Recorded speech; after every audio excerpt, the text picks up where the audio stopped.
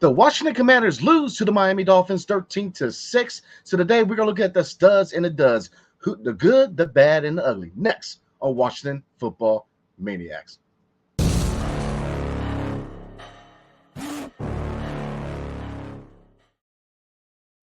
What's up, everybody? It's your boy Brandon Scott again. And again, the Washington Commanders lose to the Miami Dolphins 13-6 in a defensive matchup and preseason game number 2. So tonight we're going to look at the studs and the duds, the good, the bad, and the ugly from preseason game number 2. As the Washington Commanders are 0-2 in the preseason. Now, depending on who you are or who you ask, how you feel about the preseason, not time to panic yet. I think that this is definitely going to be a season where there's gonna be a lot of growing pains, man. There's a lot of new chemistry, a lot of new guys in place. Like I said, this is year 2 for new ownership, year 1 for Adam Peters as GM, and the first year under the Dan Quinn regime in Washington. So again, 0-2 in the preseason with the 13-6 loss to Miami, but I am not ready to panic, y'all. So let's get into the studs and duds from the Commanders' preseason loss to the Dolphins. Number 1, Jaden Daniels. He is continuing to show that he's ready to take over at QB1, man. If you look at his stats from the Miami Dolphins game, he was 10 for 12 for 78 yards, and his QB rating was 93.8. So again, very, very efficient. Now, are there a few things you kind of want to see from Jaden Daniels as far as his passing game? I want to see him definitely utilize the middle of the field a little bit more, but overall, very, very pleased with his performance in the first and second preseason games for the Commanders. Very small sample size, but again, you probably won't see him play for the rest of the preseason. And they're trying to protect him. Obviously, they're trying to definitely keep him healthy. So but in a small sample size in the preseason, he has looked really, really good. Again, against the Dolphins, 10 for 12, so very efficient. And again, his QB rating was 93.8, and a very small sample size, but efficiency is the name of the game at the quarterback position. So definitely what I see from Jaden Daniels, man, JD5, man. So stud number 2. My guy, Jeff Driscoll, man. Like I said, we didn't put enough respect on his name the last preseason game. A couple of commenters definitely let us know, so definitely appreciate you guys. But Jeff Driscoll played really well, not only from a throwing standpoint, but he got some legs on him, man. So looking at his passing stats, he threw 11-15 for 82 yards, 1 sack, but his QB rating was 86.0. Now, very efficient throwing the ball. Again, 11 for 15, 82 yards, so efficiency was named the game. But running the ball, 4 carries for 45 yards. He averaged 11.3 yards a carry, and his longest run was 41 yards. So he got some wheels on him. And you can argue that maybe, he could give Marcus Mariota a run for his money for being a backup, because I think that Jeff Driscoll is a guy that you definitely hold on to him to be the number 3 guy. Now, Marcus Mariota does have a lot more experience, a lot more of a track record as far as being a starter and a backup in the NFL. So I think that definitely gives him the edge to be the backup to Jaden Daniels, but I think that Jeff Driscoll stays as number 3. I mean, he's played very well the last 2 games, and we'll see with preseason game number 3 how he does, but Jeff Driscoll needs to stay. I think he's earned a spot on the 53-man roster, because not only can he throw with some efficiency, but he's shown that he definitely run the ball and be a threat to defenses, man. So Jeff Driscoll is my number 2 stud. Number 3, Brian Robinson, and again, another good performance, very small sample size, but a decent performance from Brian Robinson Jr.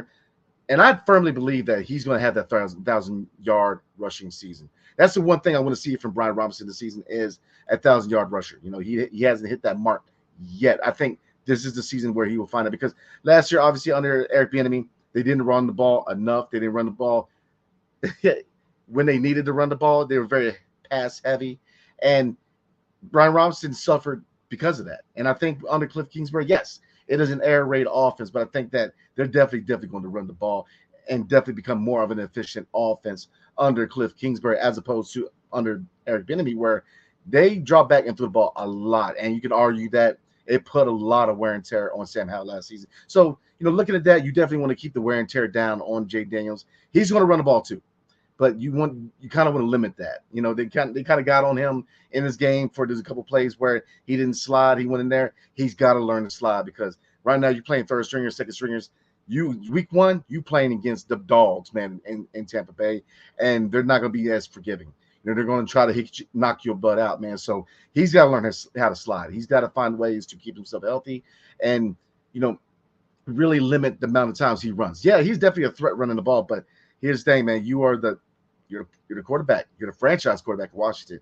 We need you to be healthy, and we got to limit him running the ball. Obviously there's times where he's going to have to run the ball, but and a lot of that goes to the offensive line. But getting back to Brian Robinson Jr., because I kind of got off topic a little bit.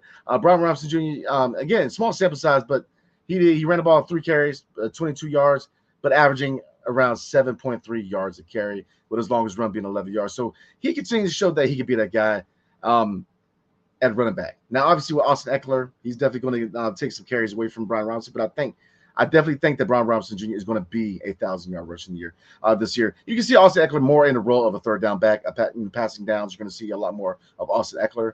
But Brian Robinson Jr. has shown that he's a dog. He's a bruiser, man. He has no problem putting his shoulder pads down and putting somebody on their butt, man. And I think that this is finally the year where we see a 1,000-yard season from Brian Robinson Jr. But again, a lot of that goes onto the line. And that's kind of where I was going to when I was talking about Jaden Daniels, and I got a little too happy about Jaden Daniels. But a lot of, Brian Robinson's success, just like Jaden Daniels' success, a lot of that goes into the offensive line. They've got to show up. Brandon Coleman, can he hold down left tackle? Biodas, center position, I think he's going to do well. Cosme, I think very well could be a Pro Bowl guy this year. He's shown that he's a top 10 guard in this league. And I think, I definitely agree with that assessment. He's a guy that he is definitely that piece that you build around, build his O-line around. And right tackle Wiley, I mean, we're just hoping he can be average. I mean, if he could be an average guy at this point, we'll be all right. But a lot of the performance of Brian Robinson this season and Jay Daniels heavily depends on the O-line. So, we got the good, the bad, and ugly tonight, right? So with every stud, you got a dud, right? So let's get into the duds. But to me, it's just a dud. Now, you can argue this kind of up and down performance team-wise, especially with turnovers, but I'm going to say the ultimate dud was Riley Patterson. We got to go find a kicker. I mean, enough's enough. 2 for 4. I get it. If you want to look at it from a number standpoint, we're batting 500, but this ain't Major League Baseball, man. You got to hit those kicks, man. I mean, if you look at, if he was, take a look at the stats. I believe it was 2 for 4. Let me confirm. Yes, he was.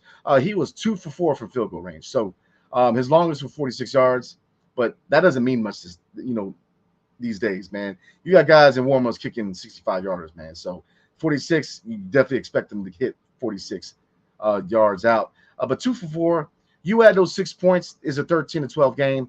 And you can argue, yeah, turnovers played a part, definitely fumbles and the lone interception. But, I think the kicks had more of a negative impact than the turnovers. You definitely never want to turn the ball over. And I'm not saying that it's okay to turn the ball over, but, you add those 6 points and you're looking at a 13-12 game. And especially if you look at the fact that you take one of those turnovers off the board, we look like, it's looking like we could potentially have won that game. So, field goals are important. And that kicker, you're going to miss them, but come on, man.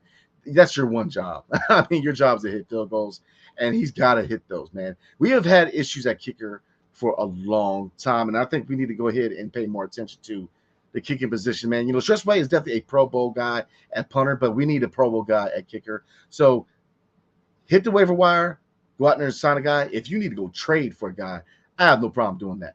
We need a kicker because the kicker position is very important. I get it. It's not as sexy as quarterback or receiver or running back or cornerback or linebacker, but kicker, we need a kicker who's going to be able to keep us in games in the clutch moments, and we don't have that.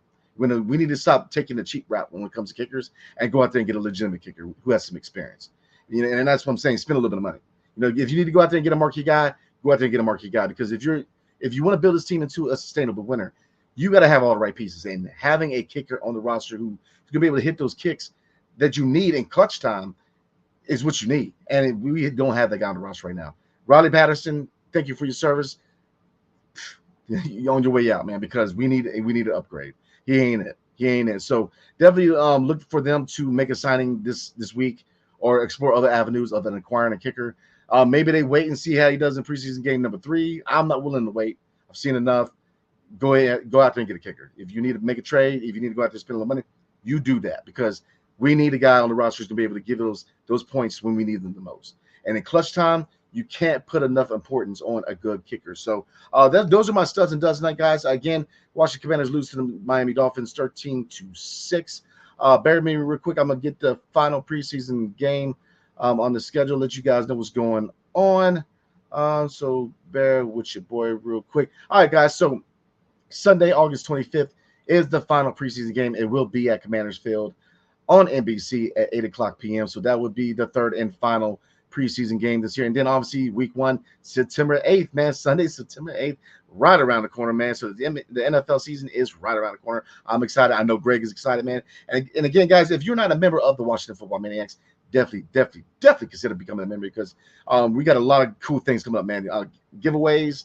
We're gonna get, we like to get very, very involved with you guys, man. But also good content, right? We're gonna go live after each regular season game. Now, preseason we don't go live. We do the studs and does the day after because we just don't see a need to do preseason games as far as a live recap.